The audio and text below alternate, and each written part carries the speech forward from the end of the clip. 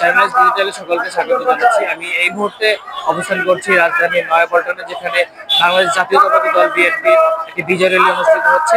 আপনারা জানেন যে ফ্যাসিবাদী সরকারের পতনের 1 বছর পূর্তি উপলক্ষে বাংলাদেশ জাতীয়তাবাদী দল কর্তৃক আয়োজিত আজকের যে বিজয় র্যালি এখানে অনুষ্ঠিত হচ্ছে। বিভিন্ন জেলা এবং মহানগর থেকে বিএনপির সহযোগী সংগঠনের নেতাকর্মীরা এখানে ভিড় করছে বিজয় র্যালি নিয়ে।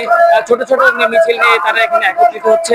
আমি যদি এখন পল্টনের যে বিজয় র্যালির যে সর্বশেষ অবস্থা একটু দেখানোর চেষ্টা করি, সেখানে আমি বলতে চাই যে রাজধানীতে এই পল্টনে যে বিএনপির দলীয় কার্যালয় রয়েছে, সেখানে মহিলা দল, কৃষক দল, স্বেচ্ছাসেবক দল এবং বিএনপির অঙ্গসহ সংগঠনের নেতাকর্মীরা এখানে ভিড় জমাচ্ছে। তো নেতাকর্মীরা আমাকে জানিয়েছেন যে ফ্যাসিবাদী সরকার চলে যাওয়ার পর থেকে এই দিনে 1 বছর আগের এই দিনে তারা যে অনেক কষ্ট করে তাদের শ্রম এবং সংগ্রাম দিয়ে যে ফ্যাসিবাদী সরকারকে পতন করিয়েছেন, তারা সেই সরকারের পতন উপলক্ষে যে 1 বছর পূর্তি তারা এই দিনটাকে তারা উৎসাহ ও উদ্দীপনার মাধ্যমে পালন করছে।